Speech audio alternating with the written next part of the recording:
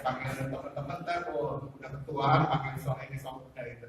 Adik-adik sekalian dah ya, terima kasih untuk waktu dan kesempatan yang diberikan kepada saya. Ini saya udah beberapa kali ngisi acara di Padang Utara, tapi baru kali ini kesempatan interaksi langsung nih dengan anak-anak mudanya. Saya sangat senang sekali ya. Terima kasih. Jadi saya mulai aja ya. Jadi gini, ini standar kalau saya kasih sharing ya. Jadi sebelum kita bisa berinteraksi dengan baik, saya dengan segala kerendahan hati memohon adik-adik sekalian ini untuk mengosongkan cangkir ya. Jadi coba beberapa menit ke depan bisa lupakan semua yang pernah didengar, semua yang pernah dibaca mengenai feng shui, mengenai pakse. Jadi dengan begitu adik-adik sekalian bisa mendigest dengan maksimal apa yang saya sampaikan. Dengan begitu saya pun bisa maksimal menyampaikan semua hal ya. Jadi supaya istilahnya jangan buang waktu kita masing-masing ya itu. Kemudian kedua, santai aja ya. Jadi jangan pikir aduh ini orang feng shui nih pasti begini enggak. Feng shui itu realistis. Kenapa? Feng shui itu membicarakan mengenai bumi, realita yang ada di dunia ini. Jadi kalau adik-adik malam ini pikir, oh ini orang feng shui ini, dia akan ngomongin sesuatu yang mistik, akan ngomongin sesuatu yang mukjizat, atau akan ngomongin sesuatu yang mengenai surga neraka, akan kecewa. Karena yang akan saya sampaikan itu adalah hal biasa-biasa aja. Kenapa? Saya selalu sering dengar cerita, baca gitu. Kita ini terlalu sering diajak ke sesuatu yang awam-awam. Pernah dengar nggak? Be in the now, fully. Itulah yang lebih penting menurut saya. Kita jangan pusing. Nanti saya mau mati bagaimana, besok bagaimana, atau dulu kejadiannya gimana. Nggak usah terlalu kita pusingin. Yang penting kita fokus di saat ini, di bumi ini, di hari ini, ya. Jadi itulah, ya. Jadi banyak orang tanya, feng shui itu apa? Coba sebelum saya mulai, siapa di antara adik-adik sekalian yang percaya feng shui? Angkat tangan, gak usah malu-malu. Ya, oke. Siapa yang nggak percaya? Angkat tangan, nggak apa-apa. Nggak akan disuruh keluar kok dari ruangan. Nggak usah takut. Ya, dua-duanya salah. Kenapa? Saya sendiri orang feng shui, tapi saya nggak percaya feng shui. Karena agama saya bukannya feng shui.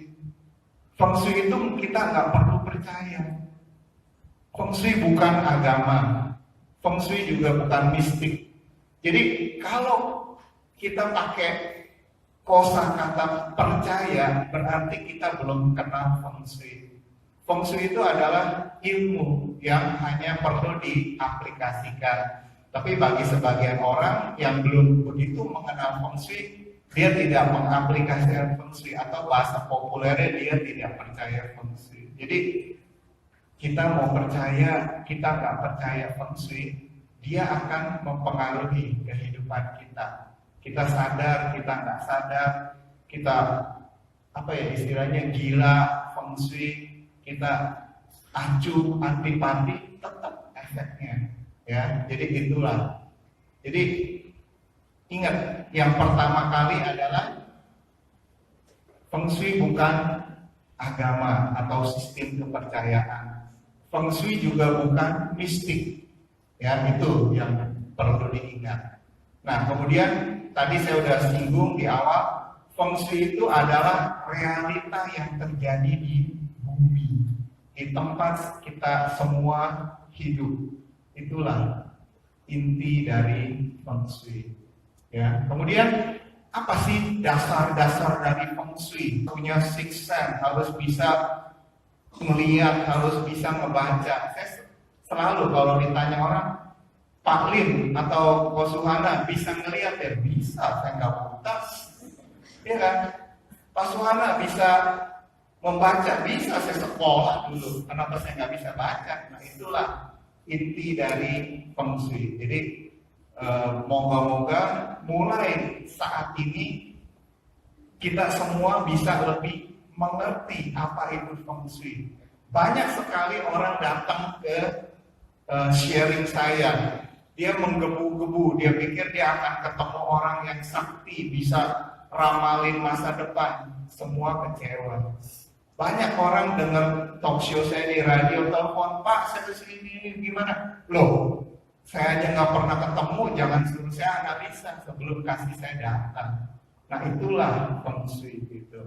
Memang saya harus akui pada prakteknya selama ini di masyarakat banyak sekali orang yang mencitrakan dirinya seakan-akan dia wah lebih higher being atau dewa atau apa, jadi super sakti bisa apa. Itu bukannya Feng Shui, itu di luar urusan Feng Shui, mungkin kaitannya ke paranormal. Kalau Feng Shui yang objektif, yang realistik, itu bukan seperti begitu cara kerjanya. Nah, itu yang perlu kita semua sadari. Ya, silahkan saya kasih langsung aja ya kesempatan untuk bertanya. Mungkin dari panitia ada yang mau memandu, silahkan. Jadi 3 pertanyaan baru saya jawab ya. Sebelum bertanya silahkan sebutkan nama. Ya, jadi saya kenal. Ya, bagi teman-teman semua, dibuka 3 pertanyaan. Pertama, nama budaya. Sandra Dewi.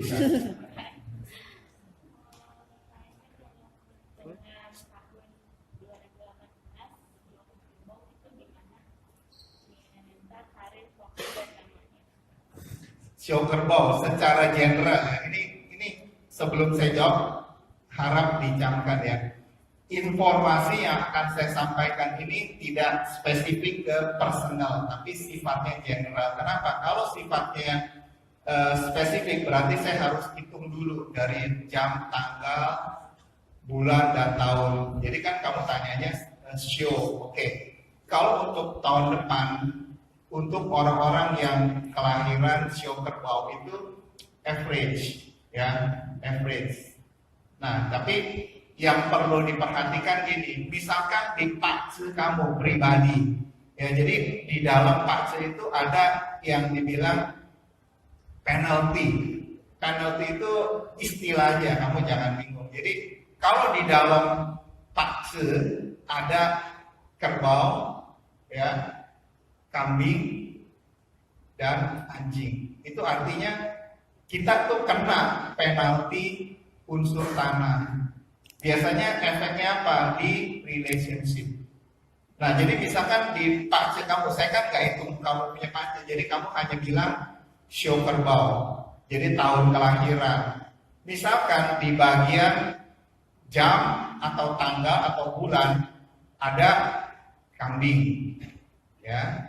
Jadi nanti waktu di bulan show anjing kamu harus lebih hati-hati karena kan ketemu tuh ada anjing, ada kambing, ada kerbau, itu kira-kira. Ya, tapi kalau hanya memperhatikan tahun itu artinya average kamu punya itu, ya. Nah terus kamu oke nggak kalau saya ngomong sedikit sesuatu yang personal? Ya nggak apa-apa nih, nggak malu nih ngomongin ya. Kamu harus lebih banyak berderma, itu aja yang saya minta dari kamu. Ya. Terserah kamu mau derma ke panti sosial, mau ke rumah ibadah, itu choice kamu. Tapi untuk membantu kamu menetralisir atau meminimalkan efek dari yang tidak baik di tahun depan, perbanyak berderma. berderma materi, ya. Oke. Selamat malam Pak Suhana. Ya, selamat malam. Budaya. Nama budaya. Ya, nama saya Violina. Pertanyaan ini merupakan titipan dari teman saya dari Bekasi. Ya. Beliau menanyakan bagaimana untuk percintaan pria ular dengan ceweknya tikus. Tikus.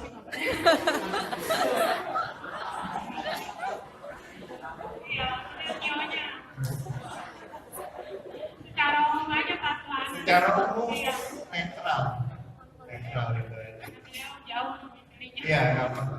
Ya, ya udah itu udah dijawab netral. Karena kenapa gini? Kehidupan itu dipengaruhi oleh 3. Pertama, kita punya faktor langit atau Kian. Ya, kalau yang sering ngikutin saya punya tulisan pasti udah bosan. Kian, Ren, Ti. Kian itu langit. Jadi saya punya data kelahiran, kalian punya data kelahiran, itu bagian dari Kian. Ren, manusia. Jadi usaha saya sebagai manusia, usaha adik-adik sekalian sebagai manusia untuk berusaha secara maksimal. Kemudian Ti, bumi, itu feng shui. Jadi 3 itu yang mempengaruhi. Jadi tadi pertanyaannya hanya menyinggung dari Kian, yaitu jawabannya netral. Ya. Ada? Iya, selamat malam Pak. Ya. Yang berkaitan dengan budaya. Namun, Ya. Perkenalkan nama saya Jessica. Jessica. Ya, saya mau tanya tentang sio monyet di untuk tahun 2018 ya, apa peruntungannya ya dalam segala hal seperti karir, percintaan, seperti itu. Tapi yang paling utama sih percintaan sih Pak, kalau saya. Kalau untuk, coba saya kurang jelas orangnya boleh berdiri ya? Iya, selamat malam Pak. Iya, oke, jauh. Jadi sekukung misalnya jaraknya. Ya, jadi secara ini jangan terlalu merasa diri kamu itu lebih pintar dari orang. Sedikit lebih humble. Nah, dengan begitu kamu lebih mudah untuk mendapatkan pasangan. Atau kalau udah ada pasangan, lebih bisa menjaga keharmonisan. Itu aja sih pesannya. Ya, kalau secara umum untuk monyet itu netral tapi agak turun. Ya, karena kenapa? Energi tahun depan itu adalah energi shio anjing. Jadi karakter dari shio anjing itu adalah fairness, honest. Nah, kalau secara umum untuk kelahiran dari tahun monyet itu lebih tricky. Jadi nggak bisa. Jadi kamu harus ngikutin energi tahun anjing. Jadi kalau kamu bersifat berlawanan dengan shio anjing, kamu akan lebih ketemu susah. Itu aja jawabannya. Ya. Tapi Pak, satu lagi boleh? Boleh, itu shio monyet. Kalau pada saya kan sio anjing. Yeah. Nah, kalau menurut Bapak gitu ya, sio anjing dengan sio monyet itu bagus nggak gitu? Kamu akan lebih powerful. Tapi kalau kamu mau maintain relationship-nya lebih bagus, ya tadi yang nasihat saya udah bilang, kamunya harus lebih. Saya tahu akan sulit buat kamu untuk nggak merasa kamu smart. Tapi kadang-kadang orang smart bisa kalah sama orang yang humble.